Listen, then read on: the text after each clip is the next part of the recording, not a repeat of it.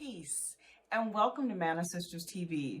My name is Adrienne, and if you've stumbled across this video, you, like I, might have a problem with perfectionism.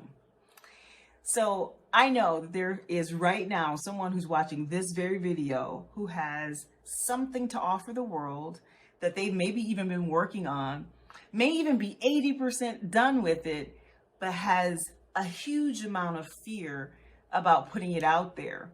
And that fear takes the form of something called perfectionism. Perfectionism is actually a mental game that's played by your lovely mind, which your mind can work for you, but sometimes it can work against you.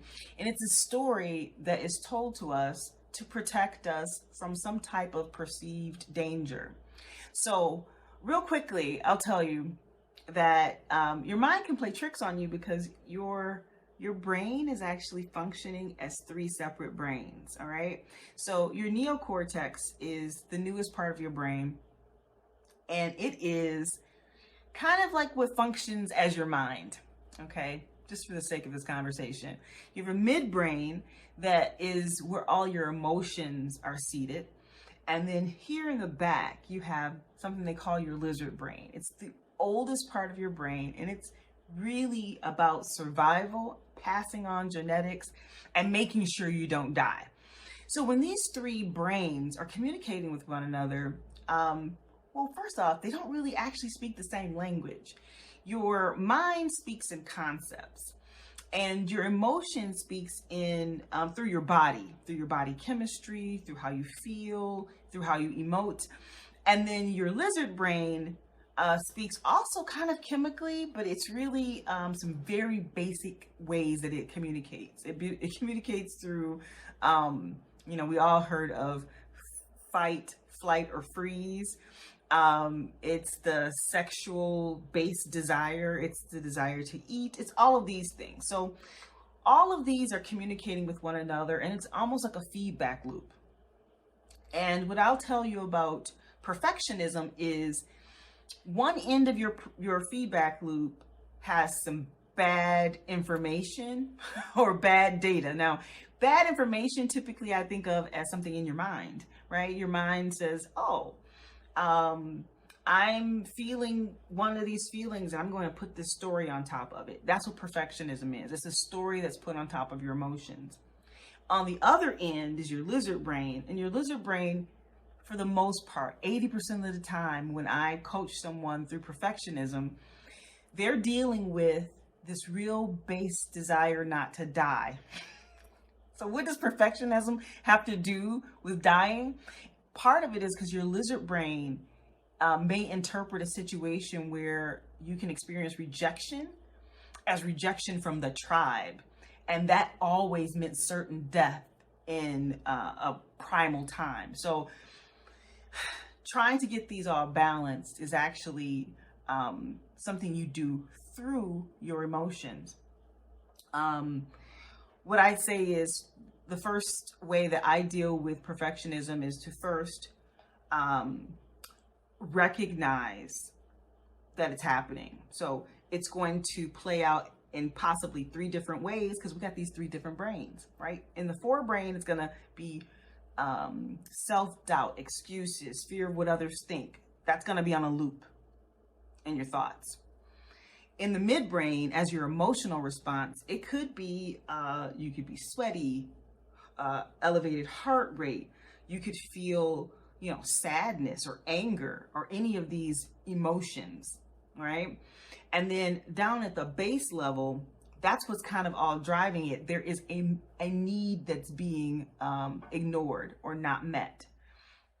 So depending on where it's all originating, it doesn't really matter because you have to actually just deal with the emotional part. So when you're dealing with the thoughts or you're dealing with the lizard brain, it's all going to go back to hinging to getting your emotions not under control, but experienced. You have to go through it, acknowledge what it is, and go through it. One of the things I like to say is a stressed body is a disempowered body. And when you are having perfectionism issues, your body is disempowered. And that's why you don't feel powerful when you are experiencing perfectionism. You know, there's a fine line between doing something well and trying to do it perfect.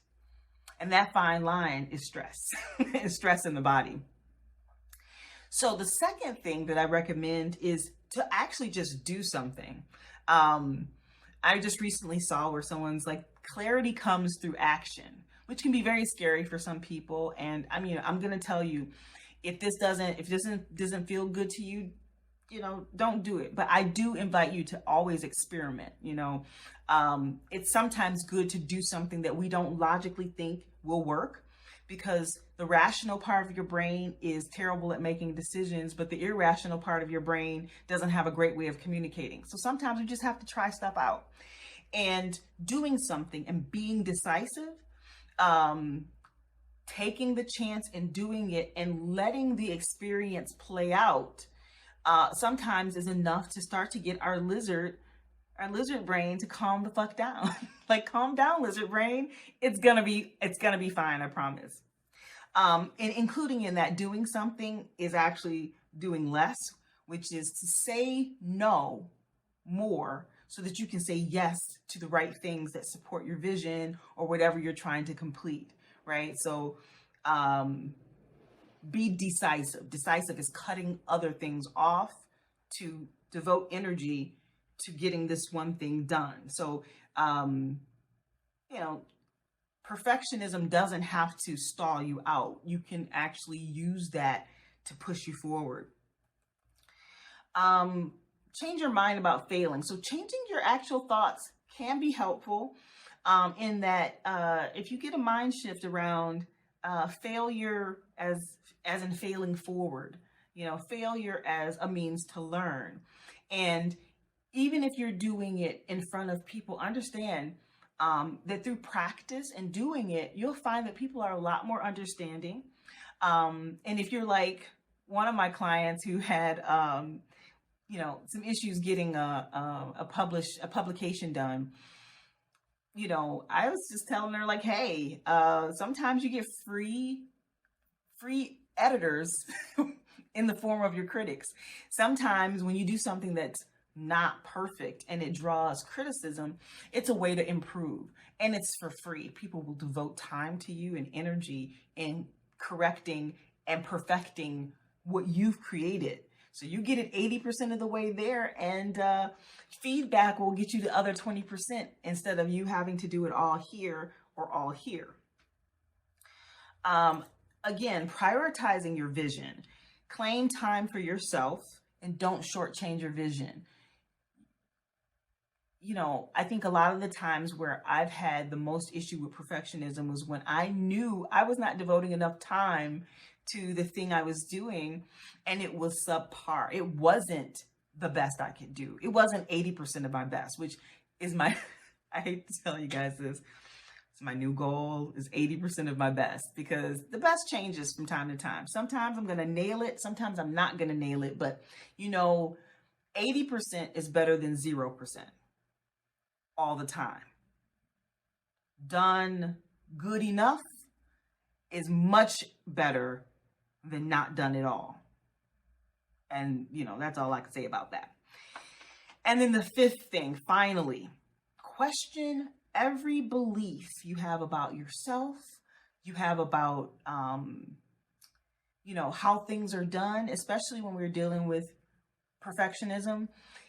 It's typically a mismade belief that you have about how to get things done. So you can either go and do some more research, or, you know, inquire with yourself compassionately on whether or not this is a fear response, you know, checking in again with the body and understanding that a disempowered body is a stressed body.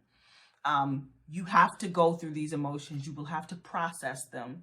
And, you know, how do you do that? I personally like to program higher vibrational beliefs into my body.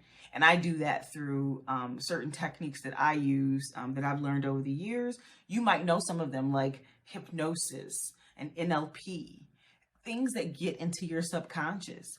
But your subconscious is constantly listening and looking. So even experiences are a way to teach your subconscious. I tell you what, one of the best ways for me to have taught my subconscious to move past perfectionism was to act and do. So I hope this was helpful to you. Thank you so much for joining. Please subscribe to the channel, turn on notifications so you'll get, a little ding when I put out some new content. And if you could, go to my Facebook page and like that page, which is ManiSisters International. And I'll make sure to put a link down in the comments below. What I will say also is if you have more to add, let me know. Put down in the comments ways that you have been able to get past perfectionism.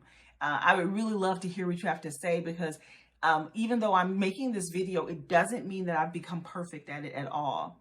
It's all a learning process, and that's what I'm doing. So thanks again for joining. Peace.